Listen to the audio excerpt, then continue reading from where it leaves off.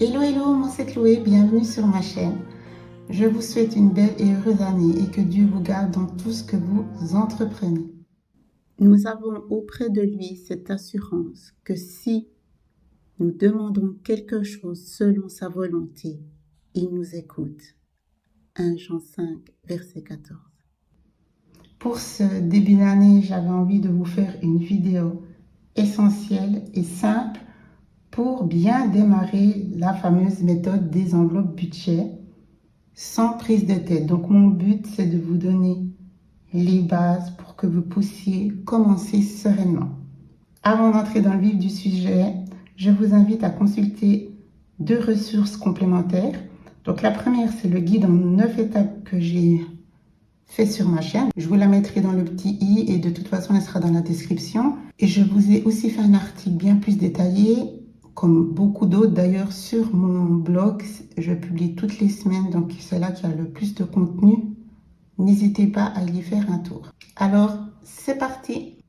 La première question à se poser avant de vouloir commencer le système des enveloppes, la méthode des enveloppes budgétaires, c'est le pourquoi.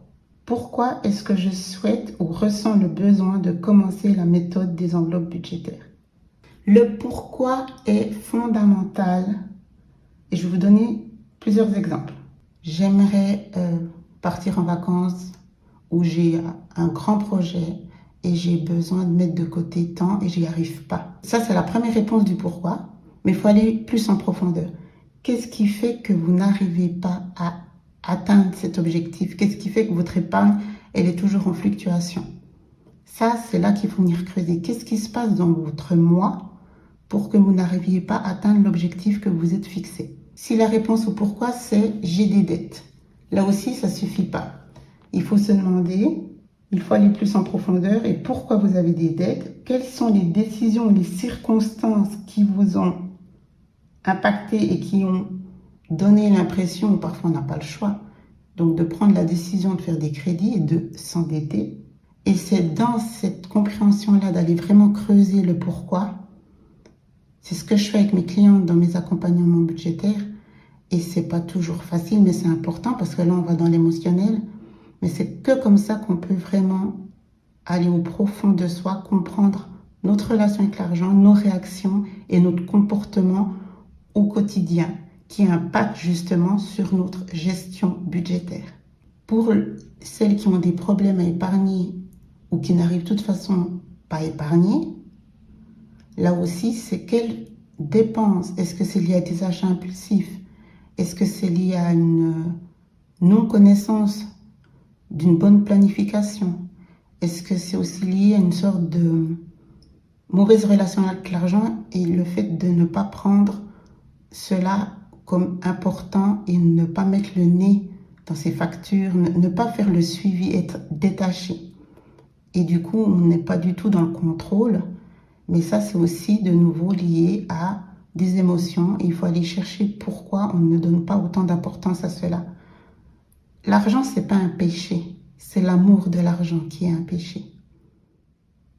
Donc, posez-vous la question et approfondissez vous-même votre réponse en toute sincérité pour déjà vraiment avoir la vraie réponse et ça va vous donner l'indice qui fera que vous pourrez ensuite avancer dans cette méthode et la réussir. Maintenant, je vais vous parler de la méthode des enveloppes. Je vais vous donner 3 étapes clés.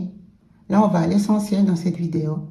Commencer et comprendre la méthode des enveloppes budget. La première chose à connaître et à savoir, c'est votre montant disponible ou reste à vivre. Une cliente m'avait fait la remarque comme qu'elle n'aimait pas le mot reste à vivre. Elle le sentait péjoratif. Elle préférait montant disponible. Et c'est pas faux si on creuse un peu. Donc, on va dire montant disponible dans cette vidéo. Alors, le montant disponible, c'est ce qui vous reste une fois que toutes vos charges fixes, loyer, factures, taxes, etc., toutes vos dépenses liées à des factures à 30 jours, etc., ont été réglées. Donc, votre salaire arrive, toutes les dépenses, les factures, on est tous sur nos apps, donc tout se fait via nos applications bancaires. Une fois que tout a été enregistré, le lendemain, en gros, du jour du salaire, ou 2 jours après, tout dépend. Tout a été payé, tout a été réglé et c'est ce montant qu'il vous reste. C'est le montant qui est disponible sur votre compte. Et c'est ce montant-là que vous allez utiliser et donc retirer en liquide pour faire ensuite vos catégories d'enveloppe. Les catégories d'enveloppe budget, c'est diviser donc votre montant disponible par rapport à vos catégories de dépenses. Donc encore une fois, chaque situation est différente, mais je pense qu'on a toutes la même, quoique maintenant, par exemple, moi je ne l'ai plus. Je vous ai expliqué ça dans une de mes dernières vidéos de remplissage des enveloppes, donc je vous laisserai aller regarder. Mais c'est la nourriture, ça peut être le transport, quoique maintenant, on a nos abonnements, on a déjà payé à l'année. Donc, encore une fois, tout dépend de votre situation. Les loisirs, beauté, les ongles, la coiffure, donc ça peut faire une enveloppe beauté, une enveloppe nourriture, une enveloppe sortie avec les collègues. Voilà, à vous de voir et à regarder selon vos mois précédents ce que vous dépensiez avec votre montant disponible. Et ce que j'aime expliquer, c'est ça l'important, c'est ce montant qui va faire votre mois et non le contraire. On n'invente pas son montant disponible. C'est pour ça qu'il faut mettre le nez dans ses factures, dans son budget. On doit vivre avec ce montant disponible. C'est notre réalité du mois. Et c'est ce que je fais dans mes accompagnements. C'est vraiment être dans le concret parce que souvent on se rend compte que beaucoup vivent au-dessus de ce fameux montant disponible, d'où les découvertes ou d'où l'incapacité de mettre de côté parce qu'en fait, on n'a pas planifié, on n'a pas catégorisé. Et si on ne met pas en place un objectif, on va dépenser tout ce montant disponible sans vision. Donc, vous pouvez avoir 3 catégories, 10, une seule. Ce que je vous conseille aussi, si vous débutez, c'est de prendre la catégorie qui fait le plus mal. Je vous laisserai voir ma toute première vidéo. Ça date quand même et ça fait plaisir. Ma toute première vidéo, quand je me suis lancée, où je vous expliquais justement que c'était la catégorie nourriture, qui était pour moi la grosse catégorie qu'il fallait aller travailler dessus pour justement rééquilibrer mon budget, pouvoir épargner. Une fois qu'on a tout mis dans nos enveloppes, on va faire la 3e étape importante, c'est le suivi de vos dépenses. Il faut ne rien lâcher, il faut être au taquet chaque jour, faire des routines budget et suivre ses dépenses, les traquer par rapport à chaque catégorie d'enveloppe pour justement être à jour. La planification se fait avant, mais une fois qu'on a les montants, on ne peut pas juste là aussi se permettre de se dire « Ok, je dépense ce qu'il y a dans l'enveloppe et on verra bien ». Parce que sinon, vous pouvez vous retrouver au milieu du mois et n'avoir plus rien dans l'enveloppe. Tout doit être anticipé, planifié et ensuite faire le suivi. Donc c'est pour ça que parfois c'est mieux de commencer avec une catégorie d'enveloppe et vous donner ce challenge de commencer sur un mois ou 2 avec une seule catégorie, bien la gérer, faire votre suivi dans votre agenda budget, dans votre planificateur budgétaire. Il est à télécharger sur ma boutique. Et du coup, comme ça, vous aurez vraiment tout ce qu'il faut pour faire votre suivi de votre budget mensuel, annuel et avec le système des enveloppes qui est intégré dedans. Faire une planification mensuelle, vous mettre vos notes, parce que c'est important aussi de se féliciter. Vous pouvez mettre vos versets préférés ou tout ce que vous voulez pour garder la motivation. Et voilà, faire des challenges personnels. À la fin, vous avez les bilans mensuels pour justement pouvoir comparer et vous dire, OK, sur cette catégorie-là, le mois passé, j'y suis arrivée tout juste. Ce mois-ci, il me reste 10 francs dans mon enveloppe. Yes, je suis fière de moi. Donc voilà, c'est une comparaison. Et quand il vous reste de l'argent, mettez-la dans une enveloppe trésor. Moi, j'ai... je vous ai pas montré mon classeur, mais vous verrez dans mes autres vidéos. Je m'étais fait une enveloppe trésor. C'est que chaque fois qu'il me reste de l'argent, même de la monnaie, dans une de mes enveloppes, je la mets dans mon enveloppe trésor. C'est une épargne dans le classeur budget. D'autres vont faire des défis. Donc, à vous de choisir. Mais c'est vrai que ça, c'est aussi sympa parce que ça peut être une belle nouvelle au bout d'un mois ou 2. Et c'est toujours ça de prix. Et ça fait plaisir quand on arrive à gérer justement sa catégorie.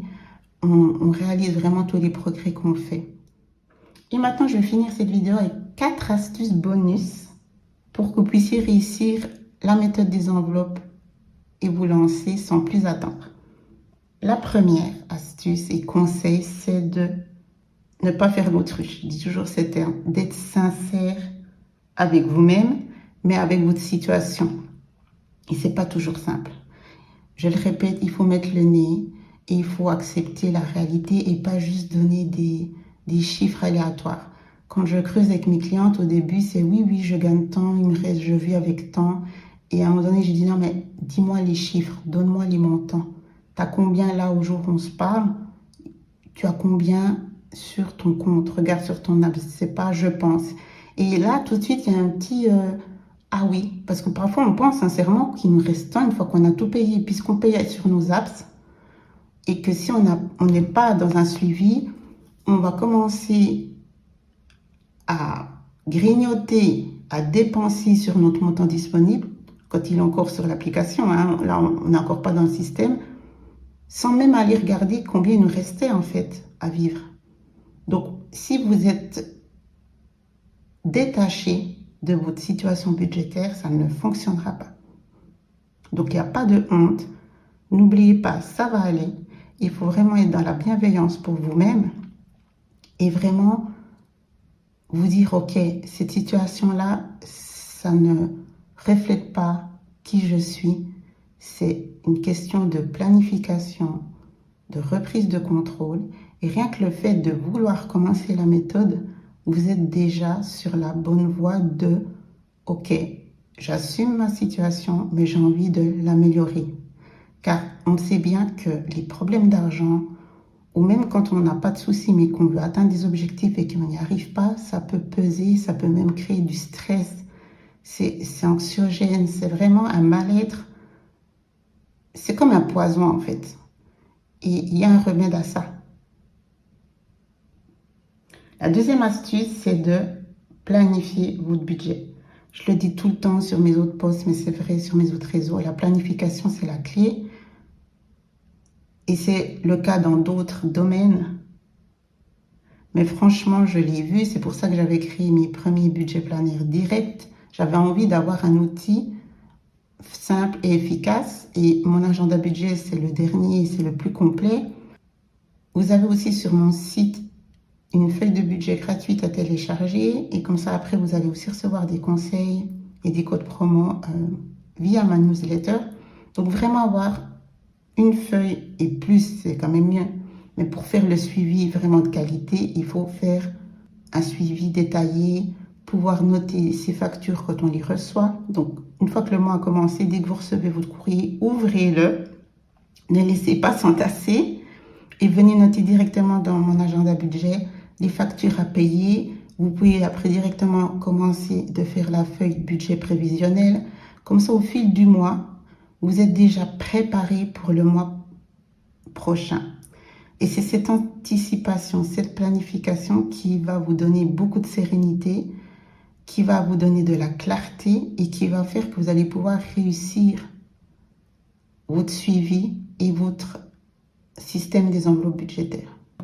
La troisième astuce, mais je viens d'en parler, c'est d'avoir des outils qui vous correspondent, mais des outils efficaces et adaptés à la méthode des enveloppes et à la gestion, le suivi, tout ce que je viens de vous dire. Donc, c'est important d'avoir un outil.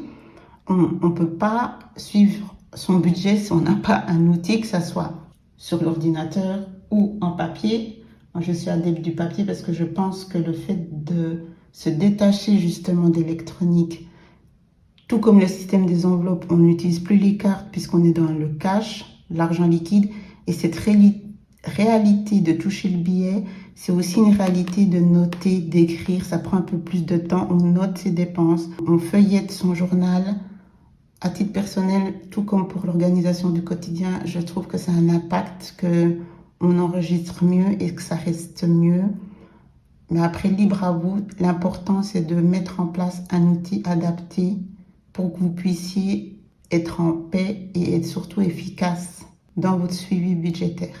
Et le quatrième conseil, astuce, c'est de tout remettre à Dieu, qu'il puisse vous guider, de savoir qu'il est avec vous, de ne pas culpabiliser, de reprendre confiance en vous aussi par rapport à votre relation avec l'argent et vraiment de vous dire que c'est un nouveau chemin, mais que vous allez vraiment le réussir en étant accompagner si vous le souhaitez, mais en tout cas en ayant pris conscience que vous méritez une situation financière sereine pour vous-même, pour votre famille, pour votre entourage, parce que c'est vrai que ça impacte après aussi sur l'entourage, mais d'abord pour vous-même. Vous méritez d'être en paix, de retrouver l'estime de vous au niveau de votre situation financière. Et c'est important, vous êtes la clé dans cette réussite. Vous êtes la clé dans cette réussite. Donc voilà, on arrive à la fin de cette vidéo. Merci de m'avoir suivi, merci d'être présente, merci pour votre confiance, que ce soit pour les coachings, que ce soit pour les achats sur ma boutique. Ça me fait chaud au cœur, donc franchement, merci, merci, merci. Je vous souhaite tout le meilleur. À bientôt. Ciao, ciao.